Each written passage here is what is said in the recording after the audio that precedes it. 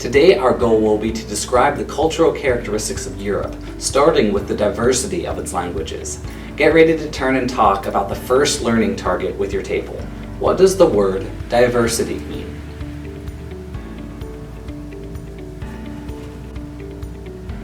Your group probably talked about how diversity means differences. Well, keep that in mind because today we're going to be learning about how diverse the European languages are. In the United States as a whole, the main language spoken is English. Spanish is quickly becoming a close second, but in this classroom, in places like Atlanta, we are even more blessed with knowing what diversity in languages sound like, because we have people in this classroom who speak all sorts of languages. Some of you are bilingual, some trilingual, and others of you are learning even more languages than that. Well, in Europe, the languages are diverse, so we're going to be investigating some of that today. First, we'll start by setting up your paper. You should have glued this skinny piece of paper with the different clip art photos and the hearts on one of the sides of your paper.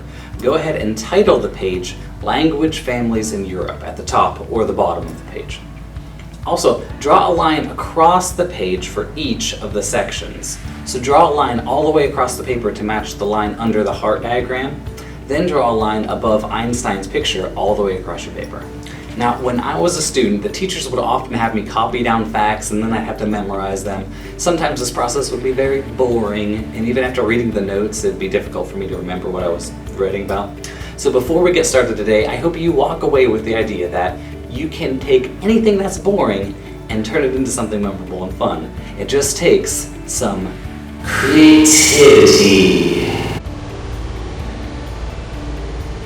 So on the clip art paper itself, you're going to take some notes on the fake language family notes. And then on the rest of the paper, you're going to write down the real facts about the languages of Europe. Now, this might not make sense to you yet, but it will. Look, I'm getting excited about this. So here's the fake news notes that you should write down on the pictures themselves. Now again, this is fake news, so I just made up this story for fun. I hope you enjoy it.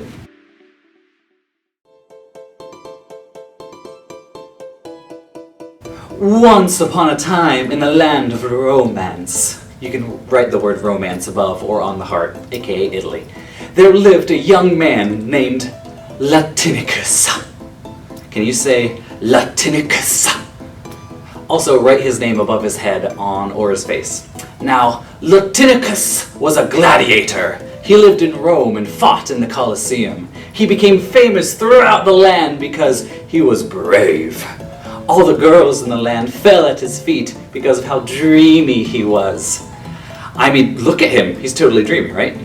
He had those Mediterranean waves in his hair, and he wore a toga, and I mean, he was toga-fied.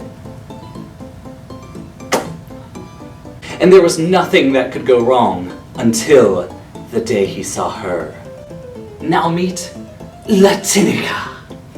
Latinica was pretty much the only girl in the kingdom of romance who had no desire to go out with Latinicus. But he loved her, and she just had this attitude about her. Latinicus would ask her, "My fair lady, what is your name?"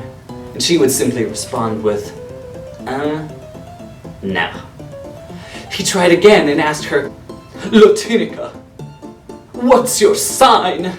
And she was like, nah. "Latinica, what's your number?" No, you really gotta go. But again, he was known throughout the land for his bravery and his ability to never give up. Latinica at first was all like, Latinicus, you need to calm down and just stop, alright? But then, once he did, she realized that they both had a lot in common. So they fell in love in Italy, the land of romance. You could write romance languages as the title in your real notes. Oh yeah, and if you didn't label Latinica, write her name above her head. Once they wed, they became known as the Latins. First came love, then came marriage, and then came 5 different children that are a part of the romance family. We'll meet them all in a second. But then Latinica and Latinicus, they grew old. And then they died.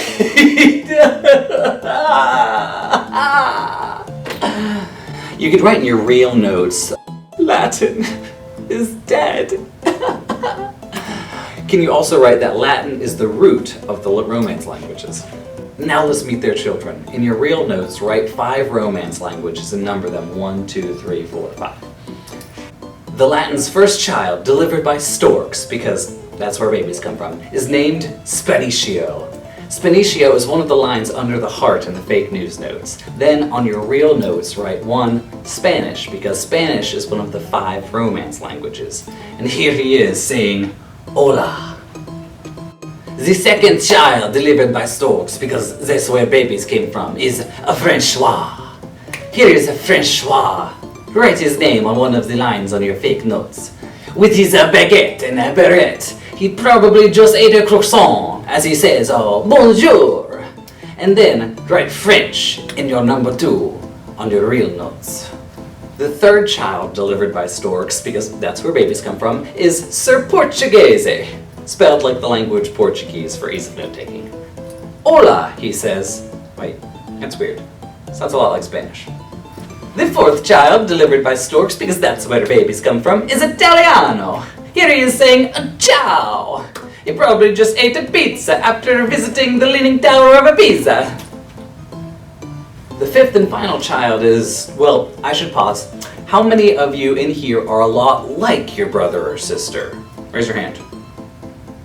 Okay. How many of you are very different from your brother or sister? Raise your hand. Well, just like some of us are like our brothers and sisters, and some of us are very different, the Romance languages are sometimes alike and sometimes very different. Spanish and Portuguese, for example, are so similar. People who can speak Spanish can kind of understand Portuguese, and vice versa. Now, this is because of how closely these languages develop together. Now, people who speak French have a much more difficult time understanding Spanish. And this is partially due to geography, because there's a physical barrier between Spain and France. The boundary is a mountain range. And if you're thinking the Pyrenees, you're correct.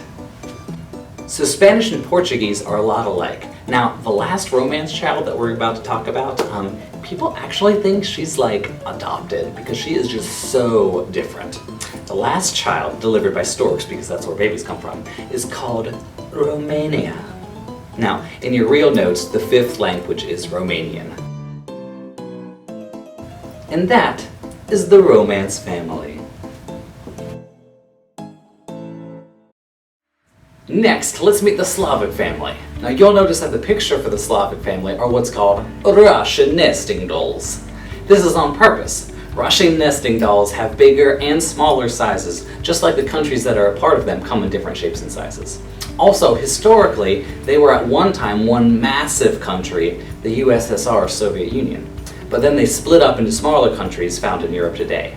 On the lines off the Slavic family, you can write Russian, Ukrainian, Polish, Czech, and more. In your real notes, title this note section Slavic family, then write that they use the Cyrillic alphabet. Here's a picture of the Cyrillic alphabet. It looks much, much different than ours. Then write at least 3 of the languages, but make a note that there are many more. Finally, in the last section of your real notes, write Germanic family. The fake story of this one is symbolic. You'll see a picture of Albert Einstein. Now, Albert Einstein is a famous individual with a background that is helpful to us. Einstein was born in Germany, and German was his first language. Throughout his life, he learned other languages, including English. While Einstein was visiting the USA in 1933, Hitler came to power. Because Einstein has a Jewish background, he remained here in the USA. English, German, and Dutch are examples of Germanic languages spoken in Europe. These languages are rooted in Latin and Greek, and their sentence structure is different than the Romance language families. Whew! Alright, there were a lot of different languages found in Europe, and I want to thank you guys for listening to my tales of the language families of Europe. Enjoy the rest of your class.